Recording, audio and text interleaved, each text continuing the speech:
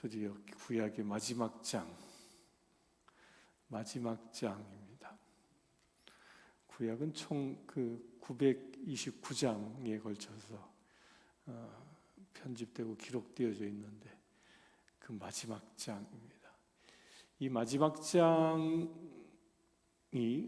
끝나고, 구약이 끝나고 이제 예수 그리스도가 이제 오시는 그때 다시 성경이 기록되어지는데, 그 동안에 중간에 그 공백 시간이 약 한 400년 정도 공백 시간이 있습니다. 400년 동안 하나님의 말씀이 주어지지 않습니다. 그래서 그걸 보고 중간 시대 이렇게 얘기를 하는데요. 그 중간에 물론 이제 외경이라는 게 있는데 그건 정경으로 채택되지 않죠. 바룩, 마카베오 상하 이런 외경들은 기록으로 남아져 있습니다. 그때 당시 사람들이 어떻게 살았고 헬라 제국에 어떻게 저항했고 이런 이야기들은 역사서처럼 남아있지만 정경은 아닙니다. 하나님의 말씀이 정경으로 정확하게 주어진 마지막 장, 마지막 절이 오늘 4장과 6절의 말씀입니다. 오늘 4장의 그 첫 시작은 만군의 여호와라고 시작합니다. 만군의 여호와라고, 그 만군이 뭐죠? 만군이 무슨 말이에요? 만군의 여호와. 이 만군의 여호와라는 이 말은요, 사실 이스라엘 사람들이 잘 쓰지 않았던 표현입니다. 근데 만군의 여호와라는 말은 언제 쓰냐면 말라기하고 같은 시대에 쓰여졌던, 우리 앞에서 본 것처럼 학개와 스가랴와 말라기, 이게 지금 연결되어 있는 성경이잖아요. 거의 동시대에 쓰여지는 성경이거든요. 근데 학개, 스가랴, 말라기 요 성경에만 하나님에 대하여 만군의 여호와라고 얘기합니다. 이 얘기는 뭐예요? 하나님의 말씀이 이제 끝나고 예수 그리스도가 오기 전까지 하나님의 위상이 바뀐 거예요. 그 전에는 이스라엘의 하나님, 야곱의 하나님, 또 아브라함의 하나님, 그렇게 불려졌거든요. 그러니까 그 이전까지는 하나님은 이스라엘 족속들의 하나님이라고 이스라엘 사람들은 생각했던 겁니다. 또 그런 생각으로 성경이 그렇게 쓰여졌던 것이죠. 그런데 이제 구약이 끝나는 시점에는 하나님에 대한 호칭이 달라지는 겁니다. 전능하신 하나님 이런 게 아니라 하나님에 대한 호칭이 아브라함의 하나님, 이삭의 하나님, 야곱의 하나님, 그 이스라엘의 그 족보를 뛰어넘어 온 만군의, 온 열방의, 온 세상의 하나님이십니다라는 이 선언을 하고 있는 겁니다. 그래서 말라기서 마지막에도 이것을 계속 주장하는 겁니다. 선포하고 있는 겁니다. 이제 우리의 하나님은 이스라엘의 하나님이 아니라 온 열방의 하나님이십니다라는 선포가 여기에 있는 것이죠. 그렇게 선포를 시작하면서 구약이 끝나게 됩니다. 그렇게 여호와, 만군의 여호와를 부르고 4장에 기록되어진 말씀은 예수 그리스도의 초림을 예언하신 것이기도 하고, 또한 마지막 때, 재림 때 하나님의 그 심판의 날이 어떻게 올지도 이 이중적 구조로 예언하고 있는 말씀입니다. 첫 번째, 예수님의 초림에 대하여 이야기하는데, 초림에 대해서는 뭐라고 얘기하냐면, 내 이름을 경외하는 너희에게 공의로운 해가 떠올라서 치료하는 광선을 비추리니라고 얘기합니다. 여기서 이 공의로운 해라고 얘기하는 건, 공의로운 해, 이 해는 예수 그리스도를 상징합니다. 그러니까 하나님의 해, 그러니까 공의롭다라는 것은 뭐예요? 햇빛은 이 차별을 두지 않죠. 선한 사람에게 많이 비춰주고 악한 사람에게 조금 비춰주고 그런 게 아니잖아요. 그러니까 하나님은 그렇게 모든 죄인과 선인의 관계없이 골고루 공의로운 하나님이시다. 그 공의로운 하나님이 예수 그리스도로 떠오르는 그때가 올 것이다. 초림 예수를 이야기하고 또 이건 재림 예수도 얘기합니다. 그래서 치료하는 광선을 비춘다라고 얘기하는데, 치료하는 광선, 이 광선이란 말의 그 원어는요, 이 날개라는 말이에요. 날개라는 말. 치료하는 광선을 비추리니, 이 말을 조금 다르게 그 원어의 말에 비춰서 이 의역하면 이런 뜻이 돼요. 날개 그늘 아래 모으리니, 이런 뜻이 됩니다. 그러니까 치료하는 광선에 비추리니, 이 얘기는 이제 죽어가는 자를 살린다는 이야기가 되지만, 원어의 비유는 죽일 이 솔개가 하늘에 떠서 이 병아리를 낚아채려고 할 때 어미닭이 어떻게 합니까? 어미닭이 날개 아래 그 병아리들 다 모으잖아요. 다 모아서 감추죠. 바로 그런 겁니다. 사단에 의하여 공격당하 죽음의 위기에 놓여 있는 자를 하나님이 보호하신다라는 그런 뜻도 포함되어 있는 것이죠. 그렇게 치유하시고 보호하시는 그 메시아가 이 땅에 올 것이다라는 그 예언입니다. 그러면서 하나님은 용광로 이야기를 1절에 이야기하는데, 용광로, 마지막 심판 때 어떤 심판이 임할지를 얘기합니다. 용광로, 불의 심판이죠. 제일 첫 번째 심판은 무슨 심판이었습니까? 인류에게 행한 하나님의 첫 번째 심판, 그건 물의 심판이었죠. 노아 시대 때 물로 세상을 쓸어버렸습니다. 노아의 가족을 뺀 나머지 사람들이 다 수장당하고 말았지요. 그러면서 하나님이 스스로 약속하셨습니다.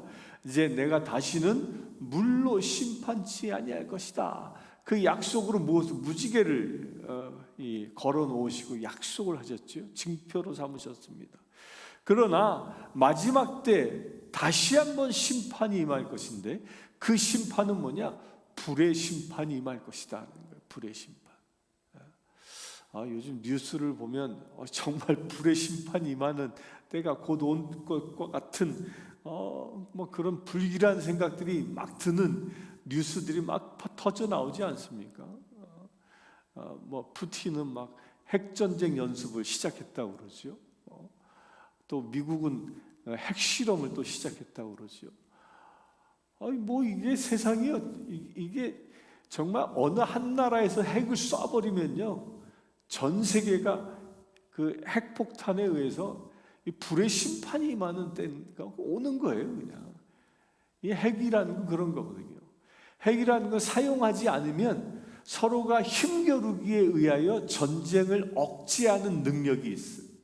그러나 어떤 미치광이 때문에 한 놈이 눌러버리면 그게 맞는 국가가 또 쏘게 되어져 있는 겁니다. 그 순간 전 세계가 불심판이 일어나는 거예요. 뭐 이게 이 용광로와 같은 불심판, 이게 어마어마한 심판이 일어날 거다, 이런 시대가 오지 않았나 싶은데요. 이런 불심판 때, 마지막 때 불심판 때, 그 불심판에 던져지는 자가 어떤 자냐? 1절에는 교만한 자와 악을 행하는 자다라고 얘기합니다. 물론 이것은 그냥 단순 핵전쟁의 이야기만은 아닙니다. 마지막 때 예수님이 뭐라고 그랬습니까? 마지막 때 심판하지요. 심판하고 나서 알곡은 어디로? 곡간으로. 쭉정이와 가라지는 어디로? 불로 던져진다는, 그 얘기를 하고 있는 겁니다. 그러니까 불로 던져지는 자, 그 용광로와 같은 불로 던져지는 자는 어떤 자냐? 어떤 자요? 교만한 자고, 또 어떤 자? 악을 행하는 자라 얘기합니다. 그러면 교만한 자는 무엇을 보고 교만한 자라고 얘기할까요? 무엇을 보고? 뭐가 교만한 것 같아요?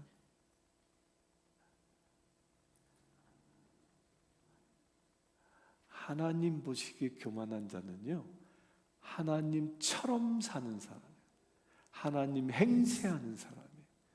그 하나님 행세하는 그 대표적인 게 뭐냐면요, 남을 저주하고 심판하는 자예요. 남을 판단하는 자예요. 이게 교만의 아주 극치입니다. 남을 심판하는 자, 얼굴에 뭐 묻은 거 심판하는 자, 조그만한 죄를 지어도 이따만하게 확대해서 막 그냥 소문내고 막, 이게 교만한 자예요. 그러니까 하나님 자리에 올라 있는 자, 이게 교만한 자입니다. 또 우리가 살아가면서 내가 가진 모든 것을 내 것으로 생각하는 자, 이게 교만한 자예요. 유행가 중에 제일 교만한 노래가 뭐냐? 내 인생은 나의 것이라는 그런 노래가 한때 있었어요. 가장 교만한 겁니다. 우리 인간은 가장 교만하게 만드는 거예요. 우리의 인생이 내 것은 절대 아닌데 내 거다라고 움켜쥐려고 하는 교만한 자입니다. 우리의 인생은 누구의 것입니까? 하나님의 것이거든요. 하나님께 맡겨야 하는데, 이 교만은 곧 하나님 자리에 내가 서 있는 것. 물질도 마찬가지예요. 물질에 대해 교만한 자는 무엇이에요? 물질이 내 것으로 생각하는 자는 교만한 자예요. 모든 물질은 누구의 것? 하나님의 것인 거예요. 나로 하여금 그것을 잘 다스리게, 잘 관리하게 나에게 청지기의 권한을 주신 것이지, 쓰라 하면 쓰는 거지요. 주라 하면 주는 겁니다. 그런데 어느 순간 내 것으로 생각하고 나만 그게 교만한 자입니다. 수천억을 가지면 뭐 하겠습니까? 목숨을 잃으면 끝인데, 교만한 자라는 거예요. 그런 자들이 하나님 앞에 용광로에 불에 던져진다, 심판대. 또 악을 행하는 자, 악을 행한다라는 악이 뭐죠? 악을 행한다라는 것은요, 말씀을 거역한다라는 뜻이에요. 말씀을 준행하지 아니하는 자, 말씀대로 따라 살지 아니하는 자, 이게 악을 행하는 자입니다. 말씀을 붙잡고 살아가지 아니하는 자들, 자기 마음대로 세상 규례대로 살아가는 자들, 이런 사람들은 어떻게 된다? 불에 던져진다.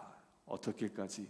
그 뿌리와 가지도 남기지 않고 흔적조차도 남지 않은 불에 던져지는 심판을 받는다라는 겁니다.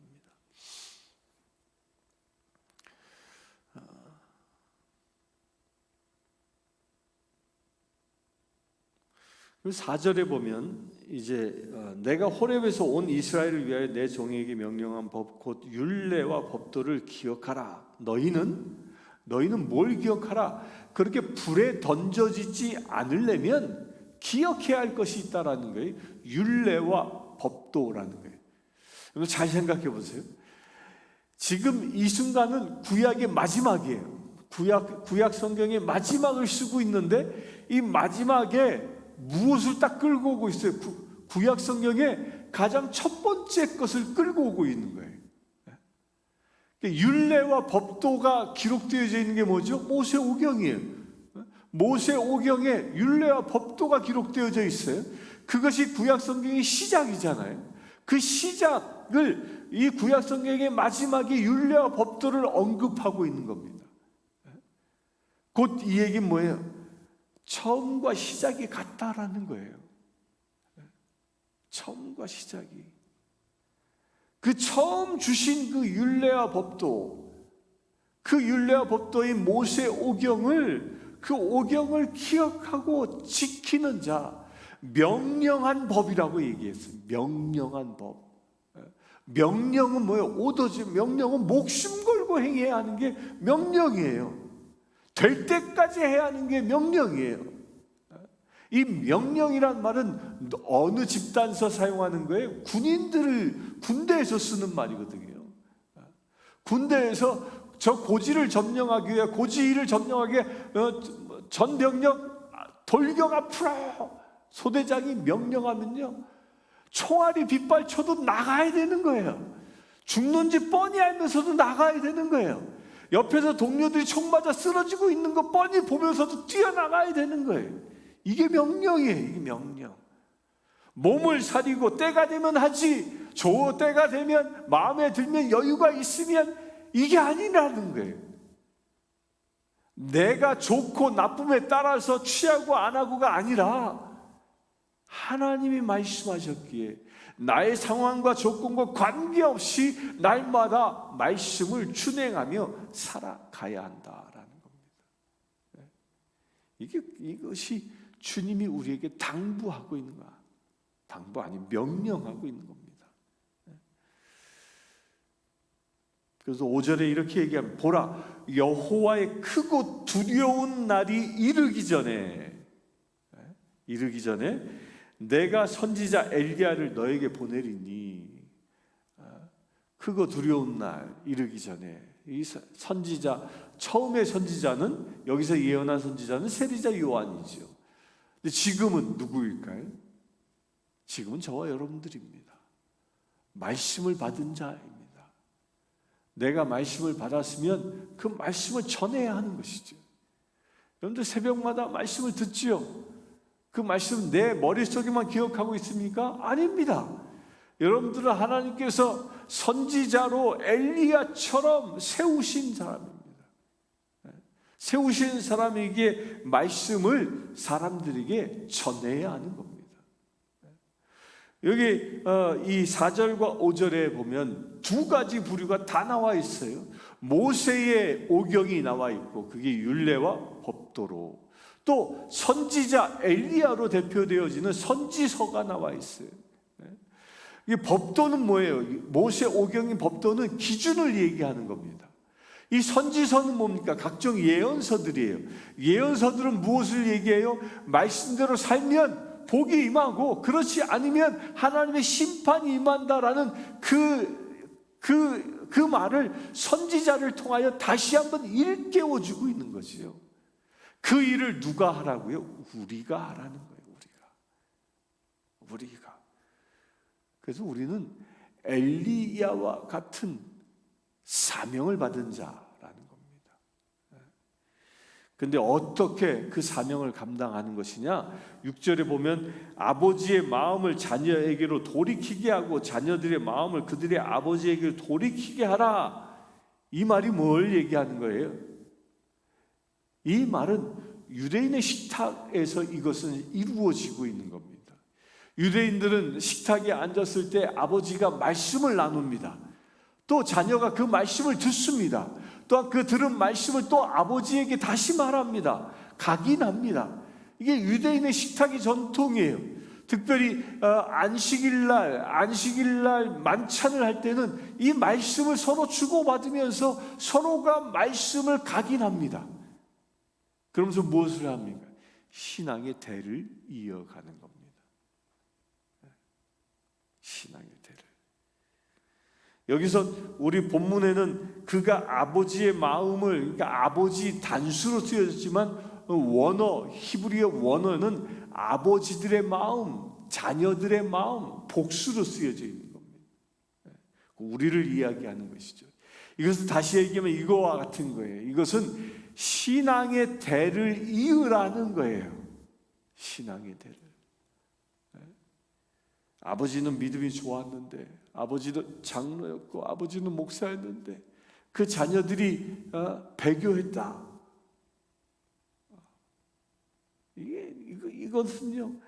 이것은 뭐라고 얘기해요?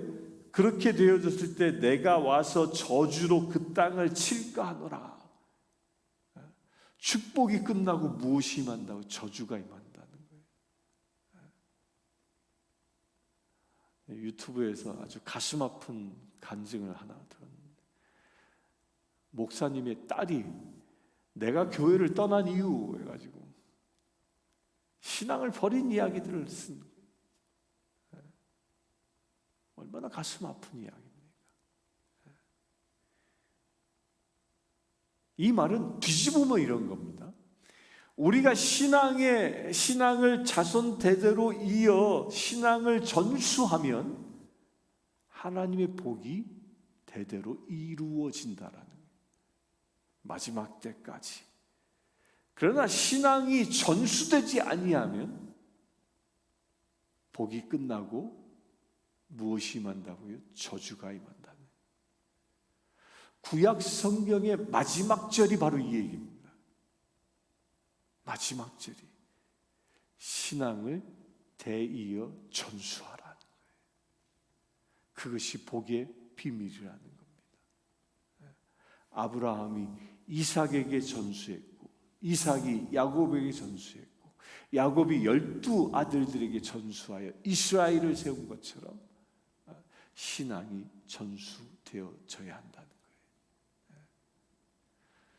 근데 많은 사람들이 안타깝게도 신앙을 전수하는데 목숨 걸지 않습니다.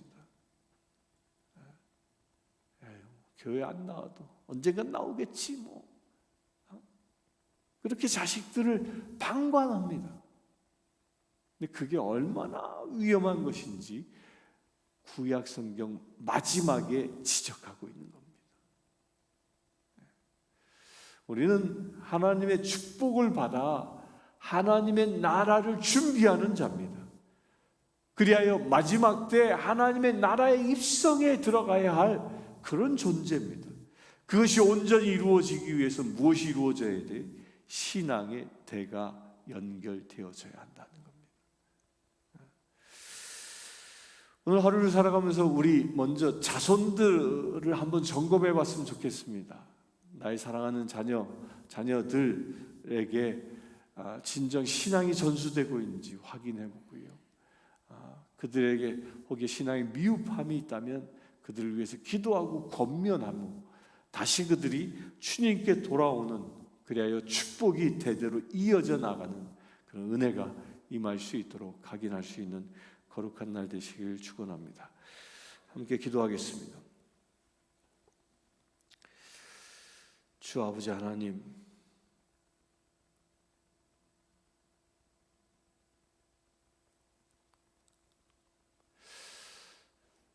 구약의 마지막을 보면서 우리가 무엇을 해야 할지 깨닫게 하심을 감사합니다. 마지막 때 저 용광로와 같은 불심판이 임할 때에 그 용광로에 던져지는 저주받은 인생이 아니라 복을 나누고 세상을 다스리는 축복의 자녀 되어지기를 원합니다. 너희가 악인을 밟을 것이라 말씀하신 바, 우리가 세상을 다스리는 자로 쓰임받는 거룩한 체 되어지기를 원합니다. 주님, 그 일을 위하여 주님 우리에게 말씀하셨습니다. 율법과 법도를 기억하라 말씀하셨습니다. 또한 자손들에게 그 말씀을 나누라 말씀하셨습니다. 그것을 명령하셨습니다. 주님, 오늘 하루의 삶을 통하여서 이 명령을 준행하여 하늘의 복을 받는 거룩한 우리 가족들 되어질 수 있도록 은혜를 더하여 주시옵소서. 믿음의 전통을 세우는 거룩한 가족 되어질 수 있도록 우리를 사용하여 주시옵소서. 우리 주 예수 그리스도의 이름으로 기도드리옵나이다. 아멘.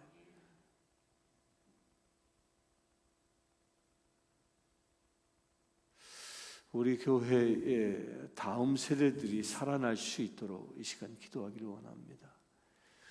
그들에게 진정 하나님의 마음이 전해지고 그들 또한 율례와 법도를 지켜 거듭난 인생을 살아가는 믿음의 제들 되어줄 수 있도록, 그래 믿음의 축복을 대대손손 이어나갈 수 있는 은혜가 임할 수 있도록 이 시간 합심하여 기도하기를 원합니다.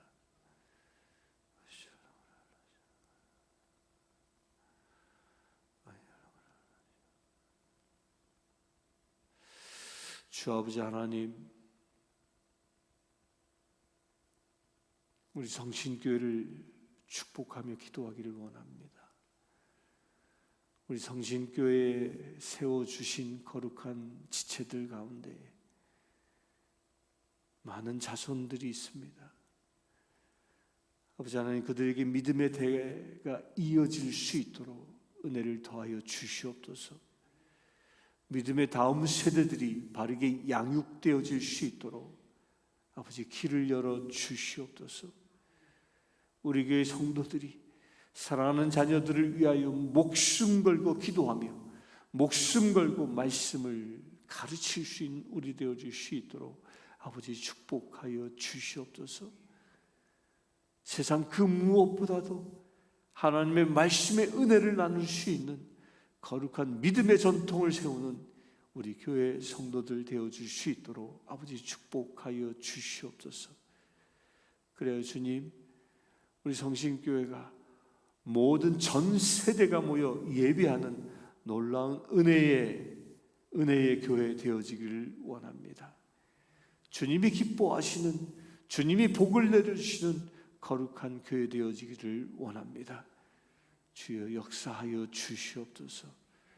우리 교회 젊은이들의 마음마다 하나님의 말씀이 새겨지는 놀라운 은혜가 이루어지게 하여 주시옵소서. 그래서 저들이 말씀에 순종하여 오직 하나님만 영화롭게 하는 거룩한 믿음의 세를 되어줄 수 있도록 아버지 축복하여 주시옵소서. 우리 주 예수 그리스도의 이름으로 기도드리옵나이다. 아멘. 지금 우리 주 예수 그리스도의 은혜와 하나님의 크신 사랑과 성령 충만함이 늘 믿음의 대를 이어 하나님께 충성하며 말씀에 순종하기를 원하는 주의 사랑하는 모든 지들 위해 지금부터 영원토록 함께 하실지어다. 아멘.